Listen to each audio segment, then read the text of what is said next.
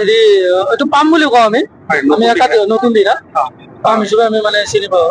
কাৰ ঘৰত সংঘটিত হৈছে এই ঘটনা? এইটো মানে ল'ৰাটোৰ নাম হৈছে ইমৰান আলী, বাপেকৰ নাম চাহেদ আলী। আৰু বোৱাৰীগৰাকীৰ নাম মানে? বোৱাৰীগৰাকীৰ নাম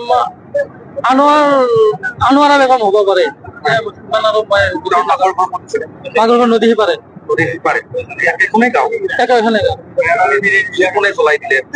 সেইটো ঘৰটো জ্বলাই মানে বাপেকৰ ঘৰৰ পৰাই মানুহ আহি জ্বলাই দিয়া বুলি তাৰমানে এয়া এক হত্যাকাণ্ড বুলি ভাবিছে? বাপেক মানে দুপৰীয়াও আহিছিল, দুপৰীয়া আহিও মানে দৰ্জা ভাঙি থৈ গৈছে। মানে তেতিয়া আমি আছোৱে। দেউতাকৰ নাম কি আছিল? দেউতাকৰ নাম হেৰি আছিল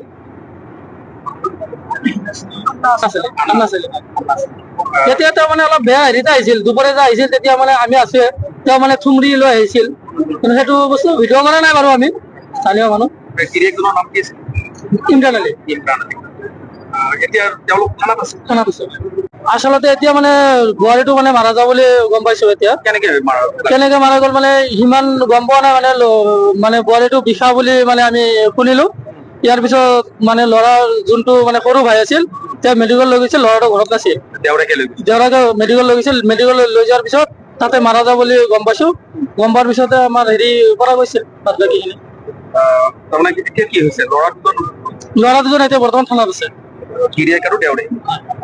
এতিয়া জুই জ্বলিল কেনেকে? জুইটো আমি গম পোৱা মতে তাৰমানে হেৰি ছোৱালীৰ বাপেক আৰু মানে ভায়েকটো হাতে দিয়া বুলি গম পাইছো। তাৰমানে এয়া হত্যাকাণ্ড বুলি ভাবি তেওঁলোকে হত্যাকাণ্ড বুলি ভাবিছে? হত্যাকাণ্ড বুলি ভাবিছে, কিন্তু আমি গম পোৱাত হত্যাকাণ্ড হোৱা নাই। তেওঁ নিজে বিষাইছে যিহেতু। আপোনালোকে কি গম পায়? আমি গম পোৱা মতে তাৰমানে ল'ৰাটো ঘৰত নাছিল, ঘৰত নাথাকিলে তেওঁ নিজে বিষাইছে। কিহৰ কাৰণে খাইছে সেইটো আৰু আমি নাজানিম।